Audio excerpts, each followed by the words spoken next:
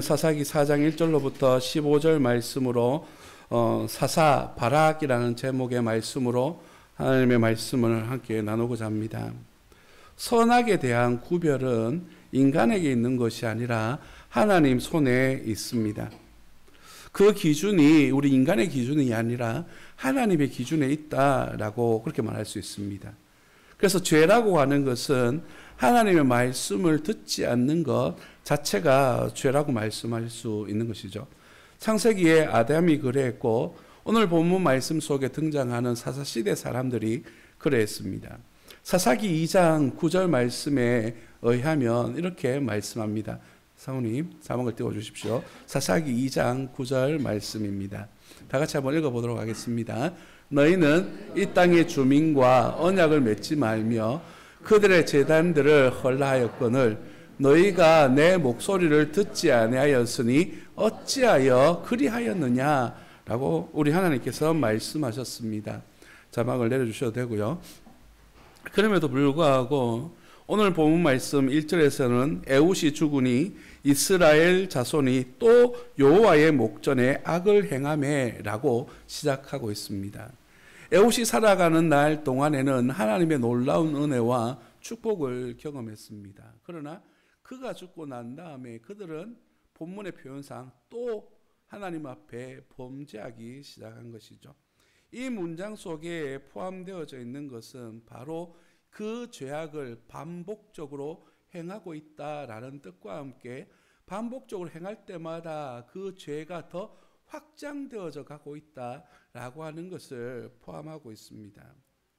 하나님 앞에 구원받고 하나님의 은혜 가운데 선택받았던 이스라엘 백성들, 그들이 선택했던 이러한 죄악된 모습은 결국에는 하나님에 대한 무시였고 또 다르게 표현해 보면 하나님에 대한 인식과 이해가 부족했다라는 것을 알 수가 있습니다. 그래서 호세아 말씀을 통하여서 너희는 하나님을 힘써 알라라고 그렇게 말씀하셨죠. 우리가 믿음으로 살아가고 죄악의 길로부터 벗어날 수 있는 유일한 길은 바로 하나님을 아는 일에, 하나님을 알아가는 일에 힘을 쓰고 애쓰는 것밖에 없다라고 말할 수가 있습니다. 하나님에 대하여 무시하고 하나님의 말씀에 대하여 무관심할 때에 우리는 반복적인 죄 안으로 빠져들 수밖에 없고 그러한 삶이 결국엔 우리를 무너지게 만드는 그런 모습을 가져오게 되는 것입니다. 오늘 성경 말씀에 등장하고 있는 사사시대 사람들이 바로 그랬습니다. 그들 바로 윗대 아버지 때만 해서도 하나님의 놀라운 은혜와 능력으로 가나안 땅을 점령하고 그곳에서 선물로 주신 그 땅을 누리며 살아갈 수 있었습니다. 그런데도 불구하고 그들은 하나님의 말씀이 그들과 함께 하지 말라라고 하는 말씀에 불순종하고 하나님이 금하신 우상 숭배에 빠지기 시작하니까 그들 가운데 죄악이 가득하게 되어졌습니다.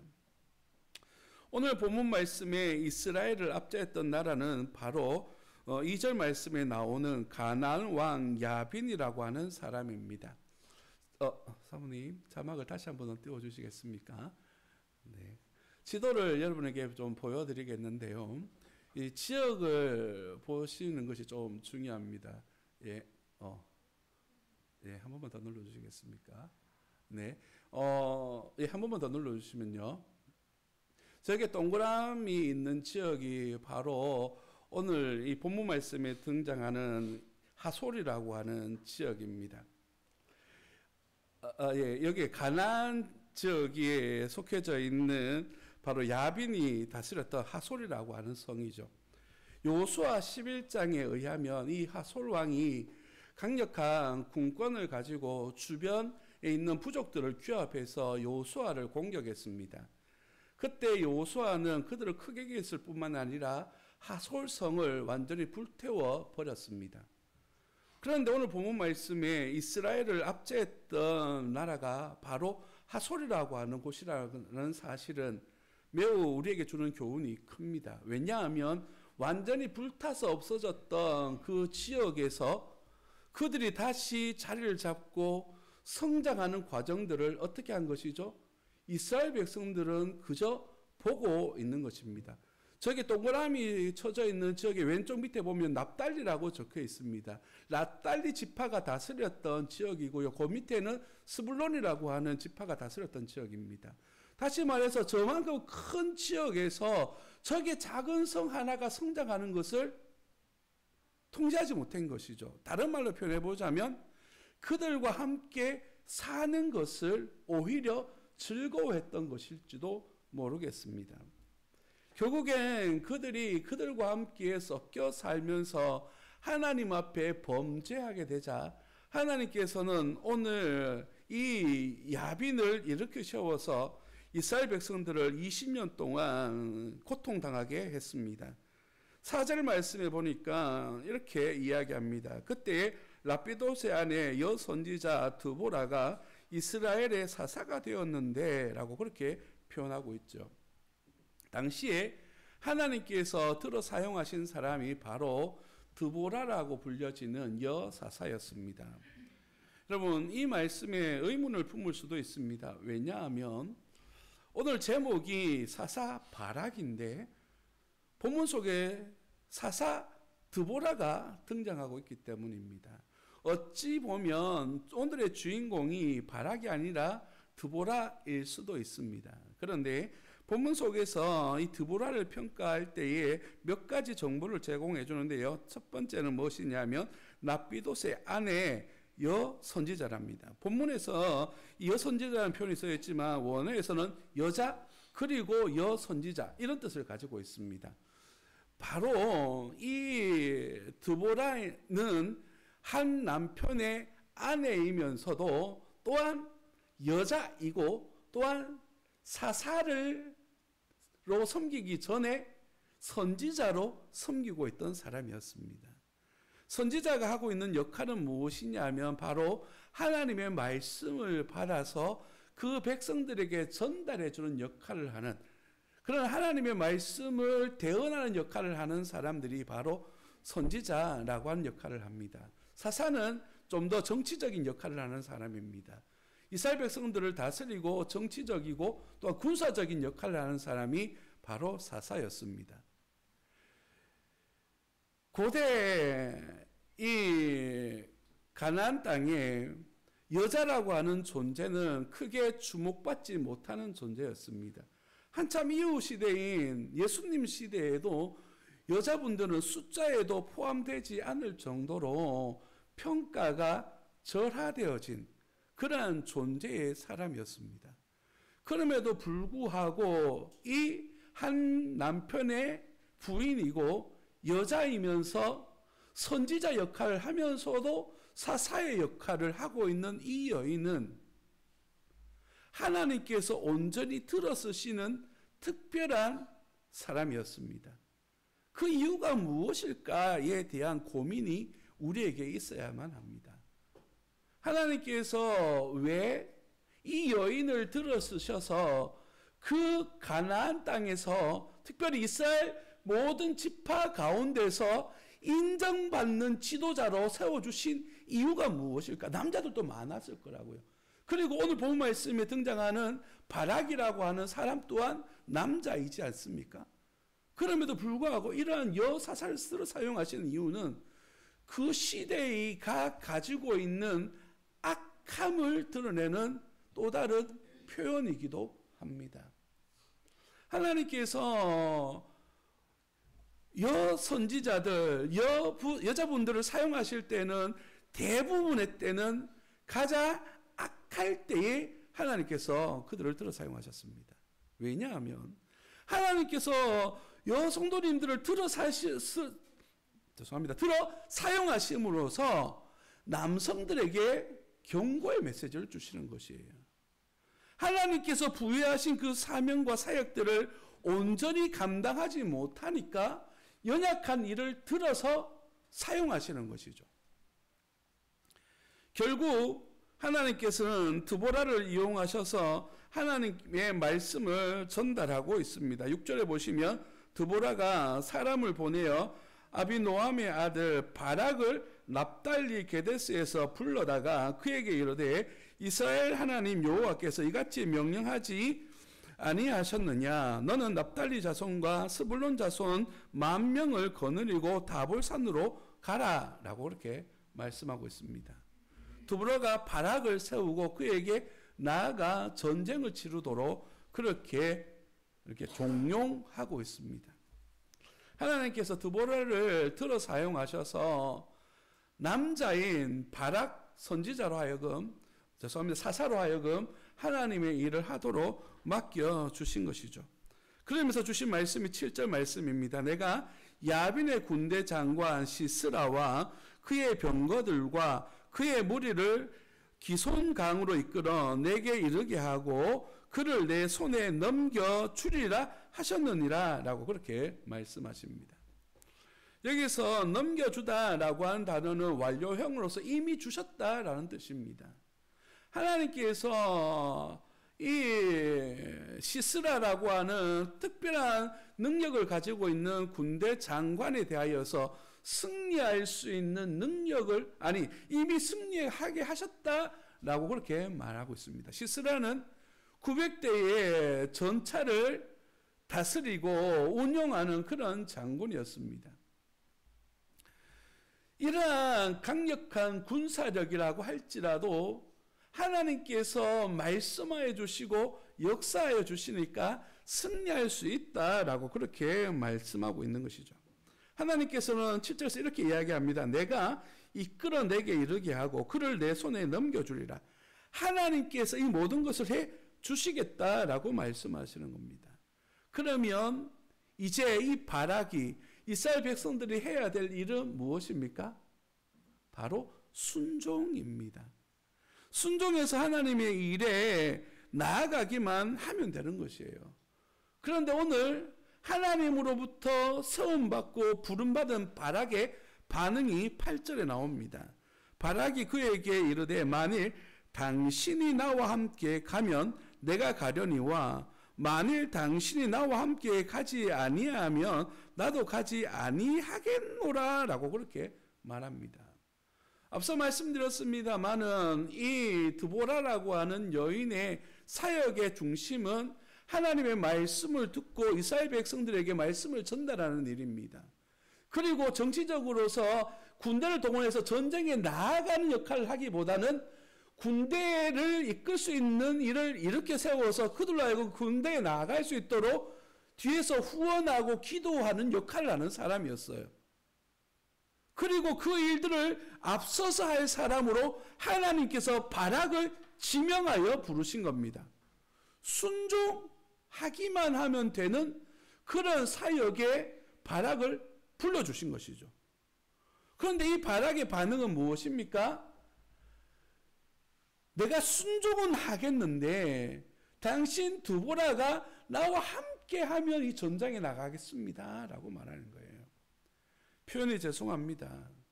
이 바락이 여인의 뒤에 숨는 모습을 볼 수가 있습니다.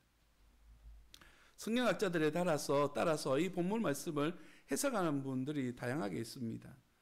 이 드보라가 하나님의 말씀을 전하고 하나님의 말씀을 전달하는 역할을 하고 있기 때문에 바락이 이 드보라를 모시고 가려고 하는 것은 하나님의 말씀을 끊임없이 듣고자 하기 때문이다라고 해석하는 분들도 있습니다.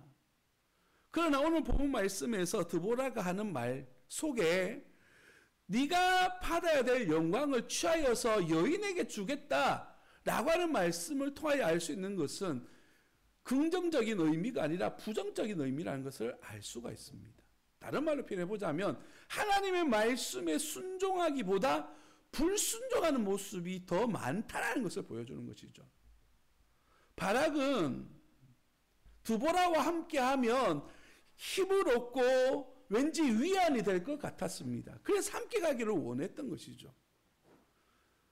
이 드보라와 함께하면 승리할 수 있다라고 하는 확신이 있었던 것입니다. 다른 말로 표현해보자면 이 드보라가 믿고 있는 하나님의 능력을 신뢰했던 것이죠. 그런데 이 바락은 하나님에 대한 신뢰는 그렇게 깊지 않았던 것이에요. 하나님께서 드보라와 함께 해주시듯이 우리와 함께 해주실 것이다 라고 하는 그 약속의 하나님을 온전히 인정하지 못하는 거예요. 우리 주변에 일어나는 하나님의 놀라운 일들을 바라보면서 정말 놀라운 하나님의 역사입니다 라고 고백을 하면서 정작 내가 믿는 믿음의 하나님은 그렇지 않은 하나님으로 오해하거나 인정하지 못할 때가 많이 있다는 것이에요. 하나님의 능력은요, 하나님의 사람을 통하여 일하십니다. 그런데 그 일하심이 누구를 통하여 일하느냐? 바로 나를 통하여 일하신다는 겁니다. 아멘. 하나님의 능력은요, 저기 있는 저분을 통해서 일하시는 것이 아니라, 나보다 신앙의 연배가 있는 그들을 통해서 일하시는 것이 아니라, 지금 이 자리에 이 말씀을 듣고 있는 저와 여러분을 통하여 일하심을 믿으시기를 예수님 이름으로 축복합니다. 하나님의 역사는요, 하나님의 사람을 통하여 일하십니다. 믿는 믿음의 사람을 통하여서요. 하나님께서 역사하실 때에 드보라는 그래, 내가 너와 함께 가겠다 라고 말씀하시면서 함께 전장에 참여하게 됩니다. 오늘 본문 말씀의 흐름상 뭔가 연결성이 없는 한 절이 본문에 등장합니다. 11절 말씀입니다. 모세의 장인 호밥의 자손 중 겐 사람 헤벨이 떠나 게데스에 가까운 사이나님 상수리나무 곁에 이르러 장막을 쳤더라라고 그렇게 말합니다. 모세의 장인의 이름이 호밥으로 등장하고 있습니다. 모세의 장인의 이름이 누굽니까? 예? 모세의 장인의 이름은 호밥이 아닙니다. 성경에는 여러 이름으로 등장을 하고 있습니다만은 여기서 등장하는 이 이름은 바로 이 장인의 이름이라기보다는 이렇게 표현해 볼 수 있습니다. 처남. 이 단어가 같은 의미를 가지고 있거든요. 장인이라는 표현을 쓸 수도 있고 이 처남이라는 표현도 쓸 수 있는 단어입니다. 그래서 성경학자들에 따라서 장인이다 내지는 처남이다라고 표현하기도 합니다. 여기서 우리가 성경 상식 하나만 짚고 넘어가는 것은 성경에 기록된 사람들의 이름이 다 본인 이름은 다 아닙니다. 이름인 경우도 있고 별명을 부르는 경우도 있고요. 그리고 그 주변에서 불려지던 사람의 이름일 수도 있습니다.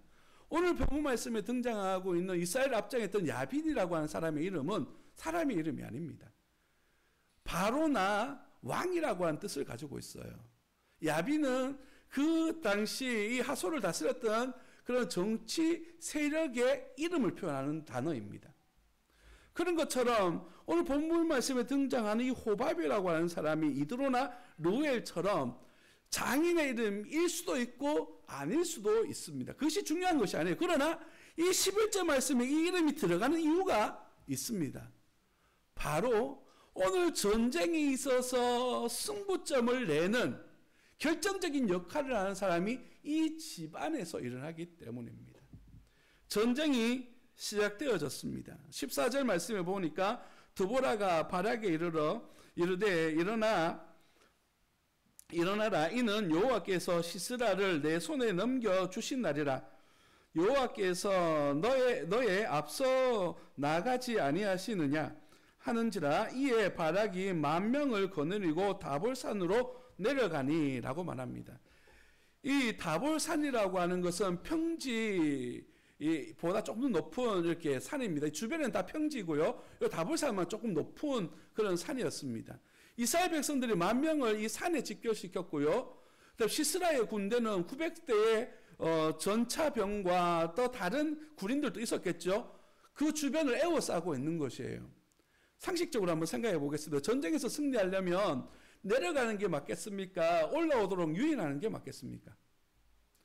전차는 주로 산악지대를 달리는 무기가 아닙니다. 평지를 다니고 하나님께서 이끌어내겠다라고 하는 것은 강가였습니다. 그러니까 결과적으로 말하면 지금 이스라엘 백성들이 내려간다라고 하는 의미는 굉장히 위험천만한 전략인 것이죠. 그런데도 불구하고 그들이 그렇게 할 수밖에 없는 이유는 무엇입니까? 하나님의 명령이기 때문입니다. 의심하고 전략적으로 생각하고 인간적인 판단 속에서 생각해 본다면 전쟁에서 내려갈 수가 없는 거예요. 그럼에도 불구하고 바락은 드보라의 말씀을 통하여서 하나님 주신 그 말씀을 통하여서 순종하여 내려가게 됩니다. 그리고 전쟁에서 크게 승리하게 됩니다. 오늘 본문 말씀의 흐름상 보면 굉장히 많은 분량을 차지해서 15장까지 치면 2장의 시간을 가리켜서 오늘 이 전쟁을 표현하고 있지만 이 전쟁에서 승리했다라고 하는 문장은 굉장히 짧은 문장을 표현합니다. 하나님에게 있어서 이 전쟁의 방법은 중요하지 않기 때문입니다. 하나님께서 이 전쟁에 참여하셨고 승리를 주셨다. 이것이 중요하기 때문에 이 전쟁의 문장은 짧은 것이죠. 그래서 결국 이 전쟁에서 승리합니다. 시스라는 그 병거에서 내려서 도망하였습니다. 죄송합니다. 갑자기 사투리가 생각이 나서. 급하게 도망하다 보니까 어디로 도망하는지도 몰랐습니다. 그래서 오늘 11절에 나오는 죄송합니다. 호밥이라고 하는 사람 집에 갔습니다. 그런데 이 호밥이라고 하는 사람이 있는 곳에 갔더니만 호밥이 나오는 것이 아니라 야엘이라고 하는 이 부인이 나옵니다. 그리고 시스라를 영접해서 자기 집에 숨도록 도와줬습니다. 시스라는 얼마나 긴장하고 도망을 했는지 적진 한가운데에서 잠이 들어버립니다. 그때 어떻게 합니까? 이 야빈이 죽여버립니다. 얼마나 표현이 정말 죄송합니다. 끔찍하게 죽였는지 말뚝을 이용해서 관자놀이를 때려서 죽였는데 그것이 바닥까지 박혔다라고 표현합니다. 결국 승리를 주셨는데 하나님이 주셨는데 그 승리를 취하도록 만든 결정적인 역할을 하는 사람은 누굽니까? 이 여인이에요. 여인. 여러분 전쟁이 있어서 여인이 가지고 있는 역할이 클까요? 작을까요? 작아요. 왜냐하면 상대적으로 힘이 약하기 때문이죠. 그래서 특별히 이 시대에는 전쟁에 참여하지 못했던 부류 중에 한 사람이 여인들이었어요. 어쩌면 이 전쟁에서 큰 전공을 세울 수 있는 가장 작은 위치에 있었던 이들이 여인이었어요. 심지어 오늘 본문 말씀에 등장한 이 여인은요, 전쟁에서 아무런 역할도 하지 않았습니다. 그저 자기 집에 들어온 시스라를 죽이는 일밖에 하지 않았어요. 그럼에도 불구하고 이 전쟁에서 가장 큰 전공을 세우도록 만든 하나님의 은혜가 있는 것이죠. 하나님께서 이 일들을 하셨습니다. 14절에 보니까 여호와께서 너희 앞서 나가지 아니하시느냐라고 그렇게 말씀하십니다. 여기서 나아가는 이 표현은 행동을 묘사합니다. 하나님의 행동. 하나님께서 이 전쟁을 주관하여 주시고 하나님께서 이 전쟁에 대하여서 승리를 이끌어 주신다라는 것이죠. 이 승리는 누구를 통하여 역사를 하시느냐? 바로 이 여인의 손에 의해서 이루어지고 있는 것입니다. 온전히 하나님의 놀라운 능력, 이 야엘이라고 하는 한 여인의 손에 의해서 하나님이 온전한 승리를 주신 것이죠. 그리고 전쟁이 끝났습니다. 그리고 40년의 평화가 찾아왔습니다. 다시 한 번 더 성경 말씀을 보도록 하겠는데요. 히브리서 11장 31절로부터 32절 말씀입니다. 다 같이 한번 읽어보도록 하겠습니다. 믿음으로 기생 라합은 정탐꾼을 평안히 영접하였으므로 순종하지 아니한 자와 함께 멸망하지 아니하였도다. 내가 무슨 말을 더 하리요? 기드온, 바락, 삼손, 입다, 다윗 및 사무엘과 선지자들의 일을 말하려면 내게 시간이 부족하리로다. 아멘. 여러분 히브리서에서 믿음의 사람에 대해서 이야기할 때에 두보라를 이야기하지 않습니다. 오늘 본문 말씀 바락을 이야기해요. 말씀드렸습니다만은 바락은요 여인의 뒤에 숨었고 이 전쟁에서 크게 승리할 수 있는데도 불구하고 자기가 머뭇거리면서 전쟁 이야기를 다시 돌아가 보면 바락이 시스라를 쫓는 것처럼 착각하고 그 병거들만 따라갔습니다. 시스라가 도망하는 걸 찾지 못했던 거예요. 그래서 야비의 손에서 죽은 거거든요.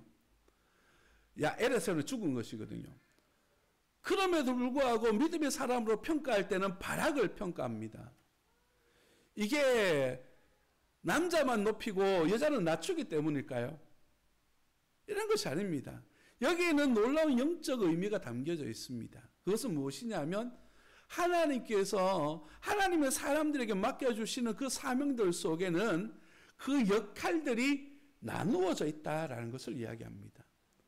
오늘 계속적으로 반복하고 있는 이 드보라의 역할은 무엇이냐면 하나님의 말씀을 전달하는 일들을 하는 것입니다.